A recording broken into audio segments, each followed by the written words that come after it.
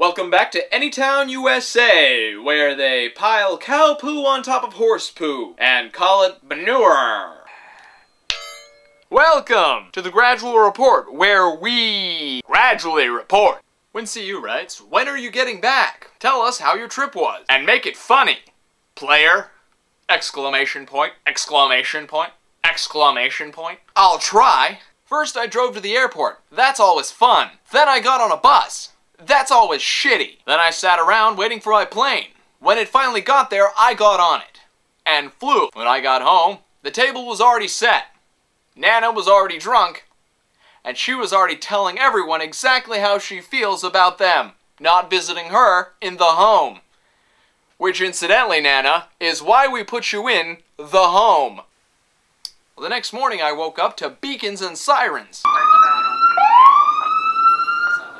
San Luis Sheriff's Department is mandatory evacuation. You go westbound to Aurora High School. I know what you're thinking. Awesome!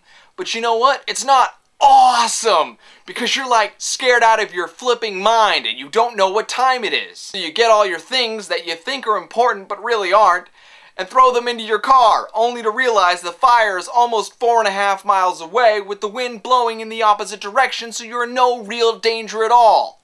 Thanks, Sheriff's Department! So I took my camera and went down to the beach and took some pictures that looked really effing cool.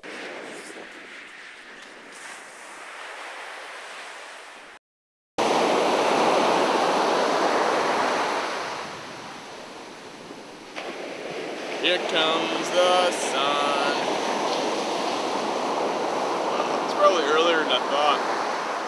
That being the sunrise and all. At this point, I decided to step in front of the camera and say something really, really smart. This fire in my house. Happy Thanksgiving, bitches. After I realized it was the sun coming up behind the clouds and not imminent danger, I felt a lot better about my place in life. So I did what anyone would do. I got into a truck with Jerry, and we drove around looking for mischief.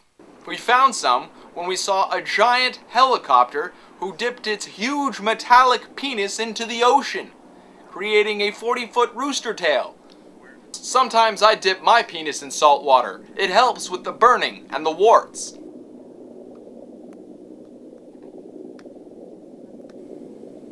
Then I watched the giant metallic penis helicopter throw up water all over the fire.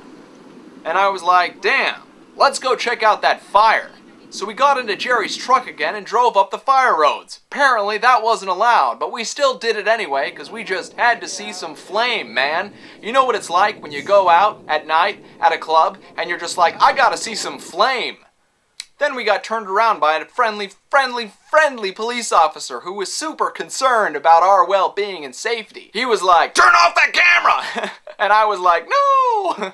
Anyway, I can't show you his face because he took the tape, but I put another tape in and saw some fire trucks on the way home. As you can imagine, I was feeling a little sad and a little depressed that so many people had lost their homes.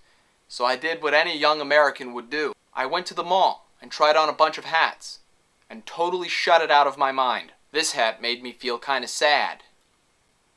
This hat made me feel really, really pretty inside. I couldn't figure out how this hat was supposed to sit on my head, so I just put it on my head. This hat made me feel sexy in ways that I cannot describe on this tape. Then I put my own hat on and went out to silly little nightclubs, ate Indian food, got back in bed, woke up the next morning at 6 so that I could get on a plane, look into this camera, and tell you guys all about what happened.